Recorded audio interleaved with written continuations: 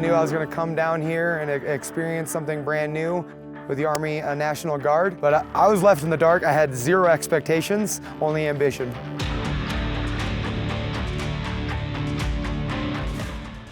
So the first morning here, they woke me up to start a ruck at 6 a.m. with the guys. This one was the Norwegian ruck, which is an 18.6 mile walk with 25 pounds on your back.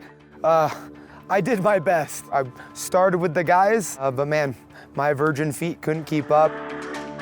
So after the men and women finished their ruck, we went in for a water survival activity where we had to keep our gun afloat, jump into a pool, swim a lap in full gear, and just trying to simulate a survival situation underwater. Not only was it exhausting, I learned really quick how hard this training is, both on land and in the sea. But yeah, we found out that I can swim with the best.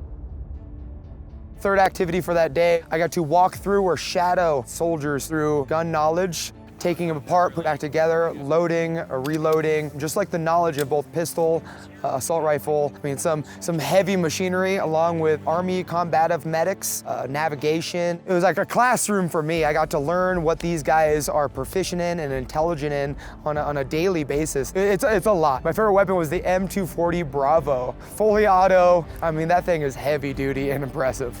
So we finished off the night with the guys being picked up by a Chinook helicopter.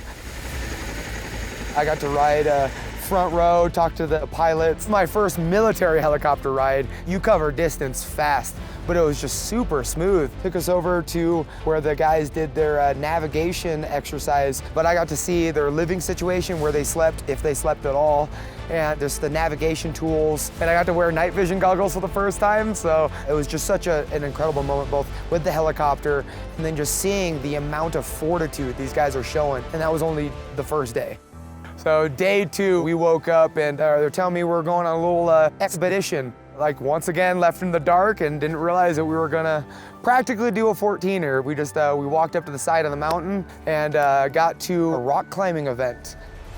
We've done wall climbing and bouldering, but natural rock is a unique difficulty. So they strapped me up. I got to compete with the guys and climb up that mountain, I guess you would call it. So going right up to that rock, man, I'm wearing this brand new uniform and these boots. Even though I'm from Colorado, I don't know how to get up a rock. So tried to Spider-Man our way up that first go, slipped off. So technically disqualified, but on my redo, we were able to climb up the entire mountain. And I feel like I'm slightly keeping up with these guys.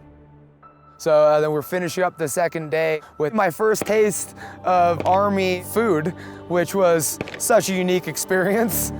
Oh man, oh man. That is a hard no for me. Oh man. I was able to do a stress test, which is a sprint, a dummy carry, target rifle, and a pistol. Can't say I'm good at shooting, let alone shooting a target while out of breath. But shooting the M4, man, it was impressive. It's light, easy to use. I only jammed the gun once. Yeah, I can see why it's the gun of preference. It's super easy and manageable.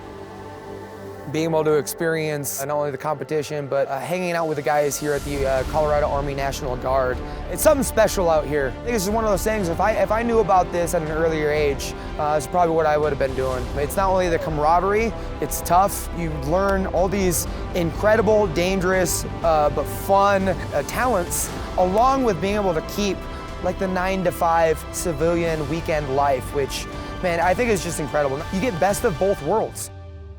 I mean, I found a lot of comparison between what the Colorado Army National Guard does and what I do in mixed martial arts. We're doing a lot for others. We're suffering for others. I mean, the amount of physical, mental, and spiritual demand are almost equal, if not even more so on the National Guard side. I think the differences are more empowering. You know, I'm just entertaining where you guys are fighting for your country, fighting for your families, not only doing things for the country as a whole, but also doing things domestically too, as far as natural disasters, saving people, and doing some very wholesome things for the public and the community. That's something that's a lot more than what I can do, and it's why I love being here with these troops and being able to represent as best I can.